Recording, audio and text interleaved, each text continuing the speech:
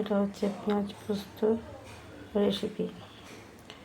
পেঁয়াজগুলোকে কেটে খোসা ছাড়িয়ে প্রথমে নিয়ে তারপরে কড়াইয়ে তেল দিয়ে নাড়াচাড়া করে হলুদ আর নুন সহযোগে ঝাল অনুযায়ী আস্ত কাঁচা লঙ্কা দিয়ে সেটাকে ভালো করে নাড়াচাড়া করে ওটাকে খানিকটা চাপা দিয়ে নরম করতে হবে। কড়াতে তেল দিয়ে তেলটা গরম করতে হবে। তারপর পেঁয়াজগুলোকে কুচিয়ে নিয়ে ওর মধ্যে দিতে হবে। পেঁয়াজগুলোকে কুচোভাবে কাটতে হবে। কেটে কুচোনো পেঁয়াজের একটা লঙ্কা ফোড়ন দিয়ে তেলের মধ্যে দিতে হবে। দিয়ে ভালো করে নাড়াচাড়া করতে হবে যাতে ভাজা হয়। এভাবে পেঁয়াজটা এইভাবে নাড়াচাড়া করতে করতে আস্তে আস্তে নরম হতে দিতে হবে, ভাজা হবে পেঁয়াজটা। খানিকটা ভাজা হতে হতে খানিকটা ভাজা হতে হতে এরপর এতে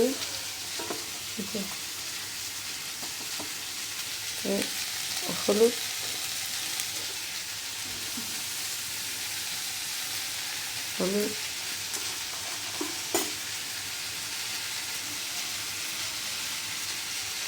তার পরিমাণ মতো নুন দিতে হবে।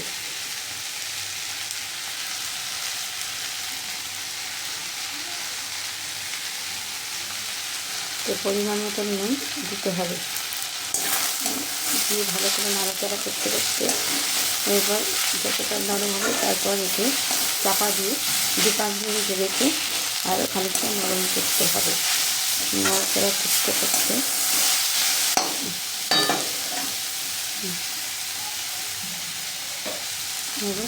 নাড়াচাড়া করতে করতে যাতে সেটাকে নরম করতে হবে। এরপর ওটাকে চাপা দিয়ে আরও 2-5 মিনিট রাখতে হবে।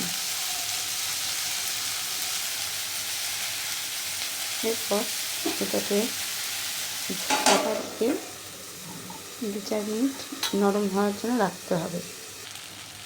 দিয়ে ঢাকা খুলে এরকমভাবে আরও খানিকটা নাড়াচাড়া করতে হবে যাতে পোস্তগুলো ভাজা ভাজা হয় এবং নরম পেঁয়াজগুলো নরম হয় ও ভাজা ভাজা হয় ও নরম হয়। তারপরে আগের থেকে গুলে রাখা এই আগের থেকে বেটে গুলে রাখা এই পোস্তর সঙ্গে আমি একটু তিলও মেশাই, কারণ পোস্তর তো অনেক দাম, সেটা সবাই জানে। তাই জন্য আমি একটু ভেজাল করি।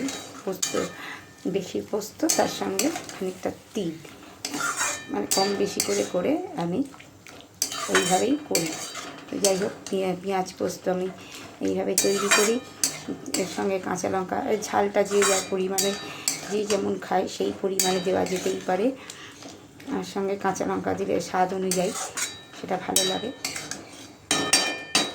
ঝাল অনুযায়ী লঙ্কাটাকে সেইভাবে কেউ গুঁড়ো লঙ্কার গুঁড়ো দিতে পারে। এইভাবে পেঁয়াজ পোস্তটা করা হয়।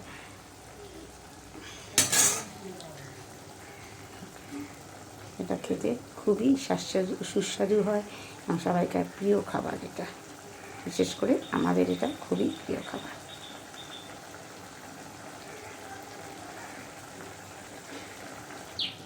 এই আমি কিছুক্ষণ বাদে এটা আন্দাজ মতন দেখে খানিকটা ফুটিয়ে নিয়ে দেখে নিলাম যে আমার পেঁয়াজ পোস্ত রেডি। শীতকালে যারা ধনে পাতা খেতে ভালোবাসেন তারা যদি এর মধ্যে একটু ধনে পাতা দিয়ে দেন তো আরোই ভালো লাগবে। সবাইকার প্রিয়, বিশেষ করে আমাদের প্রিয় এটা হচ্ছে পেঁয়াজ পোস্ত।